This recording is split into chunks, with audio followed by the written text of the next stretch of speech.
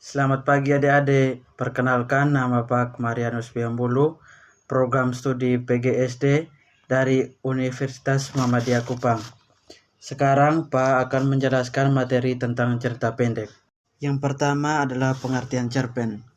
Secara umum, cerpen merupakan suatu karya sastra dalam bentuk tulisan yang mengisahkan tentang sebuah cerita fiksi lalu dikemas secara pendek, jelas, dan singkat.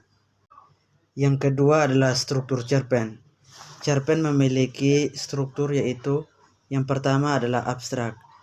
Abstrak merupakan pemaparan gambaran awal tentang kisah yang dikisahkan. Pada cerpen, abstrak digunakan sebagai pelengkap cerita. Yang kedua adalah orientasi. Pada orientasi cerpen, biasanya menjelaskan tentang latar belakang cerita seperti latar, suasana, tempat, atau apa yang digunakan dalam gambaran cerpen. Struktur yang ketiga adalah komplikasi. Komplikasi menjelaskan tentang struktur yang berkaitan dengan pemaparan awal suatu masalah yang dihadapi oleh tokoh. Struktur keempat adalah evaluasi. Pada bagian ini, terdapat konflik masalah yang memuncak. Konflik mulai menuju bagian klimaks dan mendapatkan penyelesaian masalah atas masalah yang terjadi. Yang kelima adalah resolusi, bagian akhir permasalahan dalam cerpen. Pada bagian ini terdapat penjelasan dari pengarang mengenai solusi permasalahan yang dialami oleh tokoh.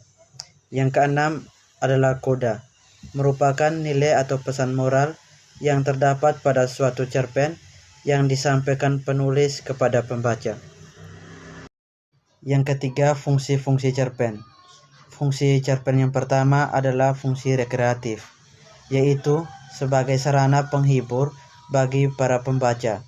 Yang kedua adalah fungsi estetis, yaitu sebagai nilai estetis atau keindahan yang ada dalam cerpen sehingga memberi kepuasan bagi pembaca. Yang ketiga adalah fungsi dedikatif, yaitu sebagai pemberi pelajaran atau pendidikan yang akan bermanfaat bagi para pembaca. Yang keempat adalah fungsi moralitas, yaitu sebagai nilai moral berdasarkan isi cerita untuk mengetahui baik buruk yang disampaikan penulis kepada pembaca. Yang terakhir adalah fungsi religius, yaitu sebagai pemberi pelajaran yang religius yang nantinya bisa dijadikan contoh baik bagi pembaca.